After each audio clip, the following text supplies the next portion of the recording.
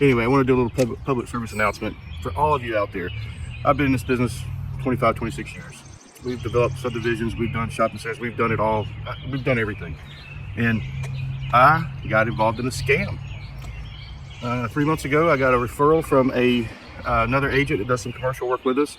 Said he had this person wanted to help out, had a lot up in Gilmer County. So I went, checked it out, skip traced, everything checked out.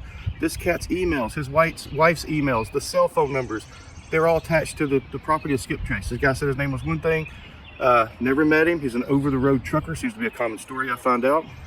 And did speak to a woman, obviously don't know if it was his wife at this point.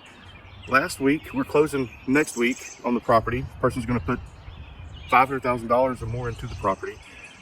Only paying like $40-something thousand for the property, subdividing, building, that kind of stuff. Anyway, last week, 6:30 in the morning, I had a conversation with this guy. Spidey senses went off, started to tingle. Things didn't feel right. Pulled title, pulled everything on the property. All was great. This cat started talking about he needed a POA. Asked me if I could be the power of attorney for him. I said, well, I've done it a lot of times before, but I was a little uneasy. I've never met the dude. And anyway, anytime I called him, he answered the phone. Anytime I texted him, he replied right back. Ran his numbers, like I said. Ran his name.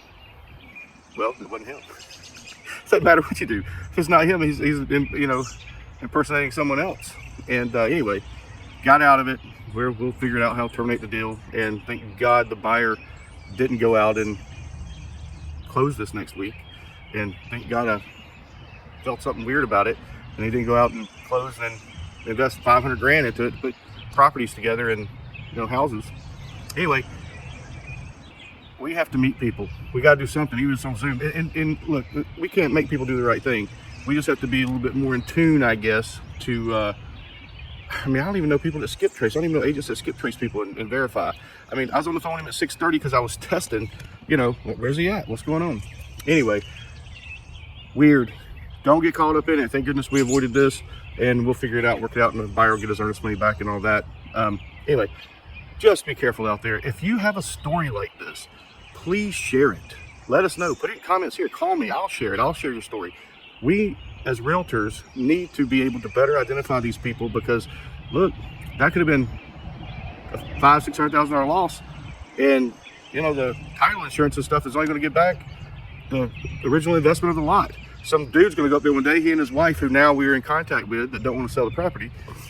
They go up there one day and there's 2 houses built and the lot's been subdivided, and he says, hey, wait a minute, what are you still doing on my lot? That's the kind of junk we're talking about.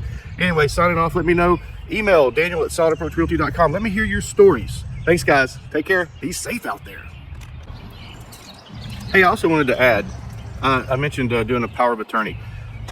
You can't just do a power of attorney without identifying who you are. So they would clearly have him identify who he is, IDs, and have to meet with a notary in order to sign the power of attorney if he disagreed and wouldn't agree to come into the attorney's office, which is what they do, is what I understand, is they go, oh, I'll get a power of attorney, I need my attorney to close it, and then they scam that as well.